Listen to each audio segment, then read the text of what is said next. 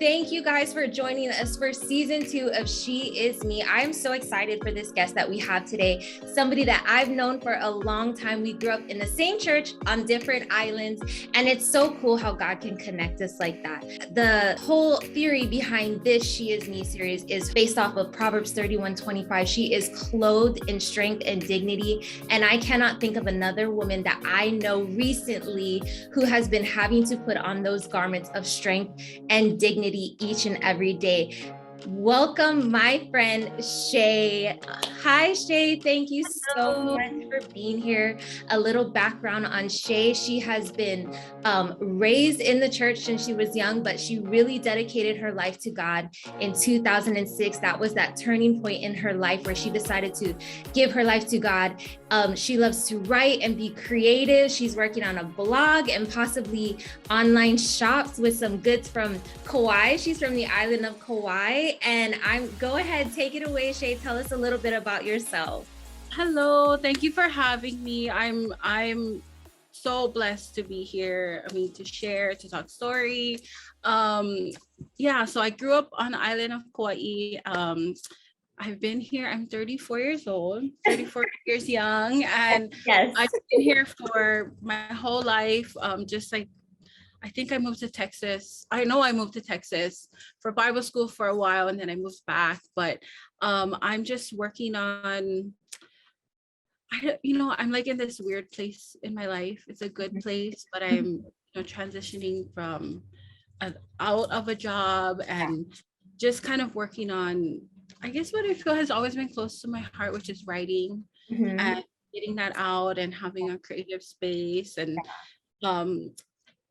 kind of like getting together with different creators here on Kauai, and just people who create stuff from like earrings to artwork to poetry, just all kinds of different things. So I'm working on that. It's like a really slow train for me, but it's moving. So I'm just so happy to be here. And yes, I'm so happy that you're here. And that sounds really exciting. I love when I read that you're kind of wanting to open some kind of online shop with goods from Kauai. I just think that's so cool. And I'm actually really excited for that. And so you just mentioned that you're kind of in transition. Now, I know you've been walking through a lot this last year. And so let's just dive into it. Tell us about a time that you carried the weight of shame or weakness every day as a Christian woman. A lot of times we talk about our highs or our lows after we're out of the lows, but a lot of times as Christians, we don't really talk about the lows when we're in the lows or when we're still battling to get out of the lows. And so I really wanted this to be a conversation about what do we do as Christian women when we're in that still, when we're still carrying the weight of heaviness of something we're walking through or are just coming out of. And so tell me about a time that you were carrying or are carrying the weight of shame or weakness in your everyday life. Well, that envelops so much. And I really prayed, asking God, like, because we've all been through stuff through our lives. And I don't want to go off of something like in the former days, but I just, I was like, Lord, I really need your help what do you want me to share? What do you want people to hear? And, of course, part of my story of what I've had to go through this past year. And part of me was just a little bit scared to share it because I've said it out loud to people that I'm like close to, people that live with me, my friends. So to actually say it out loud now, there's such a vulnerability to it, which I think is beautiful. Right. And it really, to answer your question, it would be this time in my life of, being diagnosed with cancer and having to go through all of that. And, and I feel so comfortable, like just talking to you and sharing. And if, hundreds of people will see this, I feel talking to you, and which makes it so much greater. But it's just this past season in my life is having, no one's ever prepared for those words. you have cancer. And it wasn't something that was like for years I've dealt with, and maybe it's cancer. It's just one day I got sick and I felt really sick. Yeah. And I missed lots of work. And I just thought it was, you know, the thing us women go through every month. And Right. but then it got bigger and worse and painful. And finally I just was like, I don't know what's going on with my body. I just thought it was because I was getting older and my body's changing. Right. And I finally got in to an appointment with the right doctor who really decided to run more tests, I guess would be the word. Yeah. And so just a little backstory as to what I had to walk in. It was just that. And then hearing those words, literally the week after New Year's, where, you're like, Oh I'm my gonna gosh. life. Yeah. And New Year, new me, and all these goals. Yes, what's my goals? What's my resolutions, and what I'm gonna change this year? And then to hear those words where it's funny because I can remember like the sound of even the doctor's door opening. It's so engraved in my mind. And to hear those words, it was like everything was just ripped out from under me.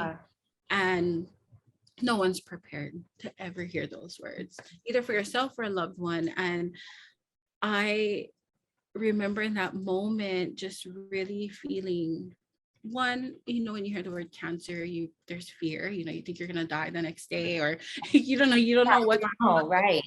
There's so many questions. And then I was devastated. I was heartbroken because of where it was. So really what I was diagnosed with was endometrial cancer, which is different from endometriosis. But and I of course I'm a woman, and our reproductive system, but I never really knew like everything about it, all the details. So I'm like, what is endometrial? Like, I've never heard of that, and it's just the lining in your uterus. And that's where they found all the cancer was just kind of contained inside of my uterus. So my first question to her was, I said, am I gonna? And she said, yes. And that word hysterectomy came up many times during my appointments. And that was the plan of treatment that would have to happen in order for the cancer to not spread. And for me, I don't have any children. Was my dream. It is still my dream to be a mother. But I just felt like everything was just ripped from right under me, kind of like right under my nose. Like I didn't know what was happening. And so that was just really hard, because also in that moment of fear and heartbreak, I felt like as a woman, I in a sense felt like I was no longer able to do one part of what God made women to do, which was to bear children. And so all of those things. And I remember sitting in the doctor's office for like 30 minutes after she went out. And she's like, stay in here as long as you want to. And I just cried and cried. And, you have all these emotions, and, you're angry, then you're sad, then you're like, why me? Like, what did I do wrong? You have all these questions. And it was very difficult, obviously, but it's just, what was actually really difficult was leaving the doctor's office to walk to my car. That was so hard, because yes, yeah, it's like, oh my goodness, I have to go home now. And I have to tell my parents. I don't know what to do, and people have asked me kind of the same question you just asked me, but in just different ways. And I've told them that in that moment, I didn't even care about God. Now that's a pretty like harsh statement to make, but I just was like, I couldn't even think about what was going on. Like I just felt like somebody just punched me in the head, and I was like, wait, what? what's going on? Because when I woke up, I planned to go shopping with my sister. I was off that day, and my whole world just turned upside down. And all the moments after that, till this very moment, I've had to carry, and it's gotten lighter as the year went by. It's been over a year since I've had the diagnosis, Yeah. and so I've had to carry the physical weight of it with having surgery and going to all these checkups and Wow. being afraid, like, are they gonna find something else? Or Yeah. every pain in my body, I'm like, oh, did it come back? So, but then also just the emotional side of it, having to carry that, and really ask the question, like, is somebody gonna want to marry me because I can't have, just Right. I Yeah. I don't know if I can say the word dumb on here, but Yes. it's just those dumb questions, but they're Right. real questions, Right. like, is am I ever going to be able to get married? Like, is this guy ever, because I can't have kids, Yeah. like, gonna cost money? How am I gonna be like this old lady with young children? Like, it's just all those thoughts, and I just felt like I lost a lot Yeah. of things, and it's weird because those are things that I've never had. So, like, I've never had children, Mhm. but then my ability to create one just Right. went before, Yeah. and so I felt like I lost something that I never really had Right. yet, Yeah. made it much more painful. Not that if a woman who has already had kids, Right. had the same thing, it would Mhm. be painful. It's just, for me, I never got to, I guess, experience Yeah. that. That was like my hope and my dreams. And I remember, one thing I do remember is I called one of my best friends. Yeah. He was in the mainland at the time, and I told her about it. I was in the doctor's office crying, and after trying to comfort me and just Yeah. kind of listen to me, she said, Shay, can I give you a piece of advice? And I Mm. said, okay, sure. I don't want to hear it, but Yeah. yeah. I I don't want to understand. I don't want to hear anything that Right. anybody has to say. Right. But Yeah. because I love you, yes, and because I know you love me. And she told me, she was like, that desire was God given. That desire to be a mom was God given. God gave you that desire. So no matter what, only God can fulfill that desire for you. Wow. And I just, I remember, and I told her this, so when she watches this, she's gonna know what I'm talking about. But I told her, I said, I don't care. I don't want to hear that. Yeah. Oh, I Then, would have said the same thing. yeah, I don't want to hear that. I thank you so much, but I don't care. But she was like, no, but you're gonna remember what I just told you. So I'm gonna tell you again.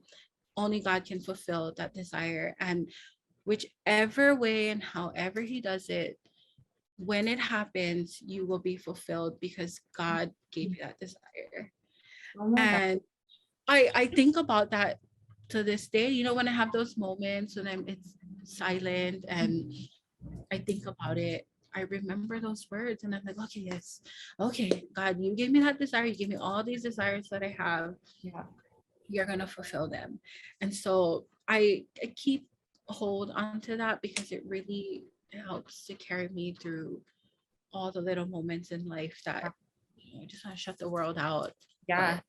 But I so, commend you because I've like seen your story from afar and saw that you're going through something, but of course you weren't just saying this is what it is. And so it took some time. So over, time when you started sharing with the world, because like you said, like that's the kind of stuff that you don't have to share with the world.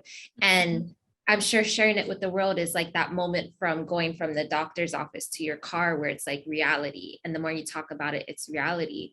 So I'm like blown away at hearing, just the fact that you are holding on to faith and holding on to what your friend said. Oh my gosh, like chicken skin, like yeah. immediate chicken skin. Cause it's like, that is so true. That is so true. And no matter, like, even in that moment, you're like, yeah, that's nice. That's not what I want to hear.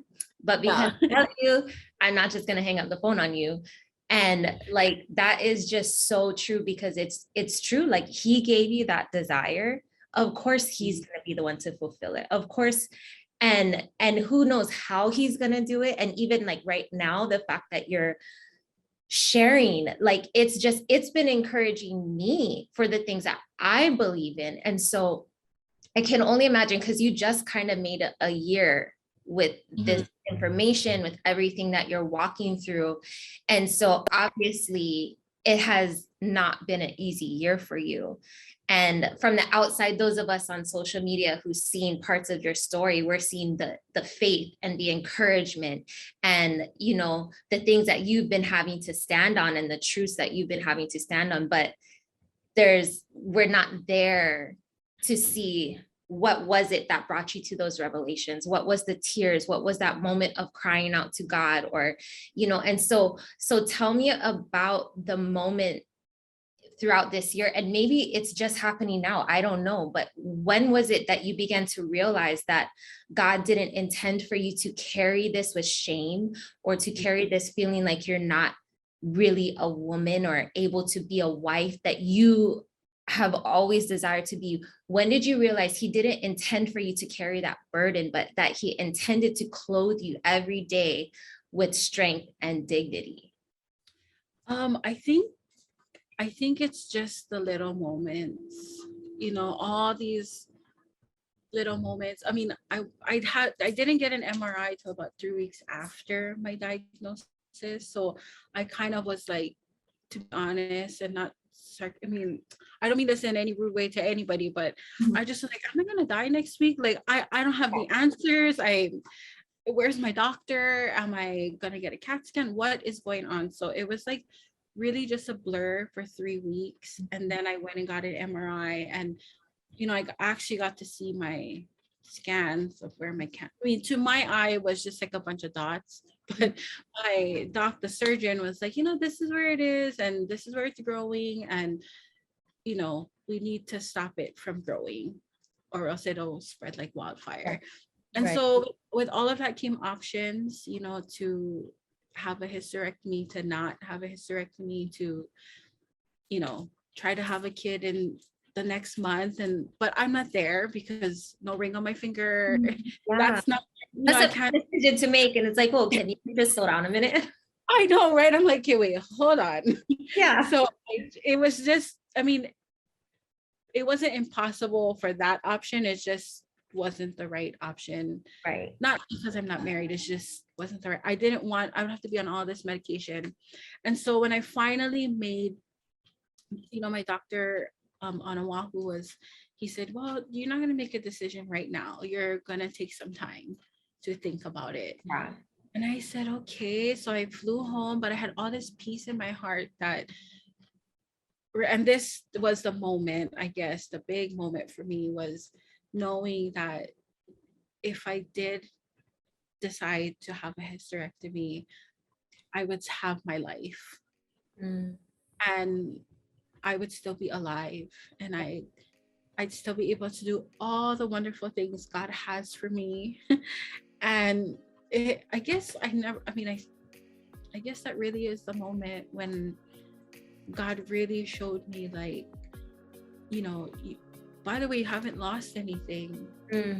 You're gonna have to give up something, but you have this beautiful life that I have for you.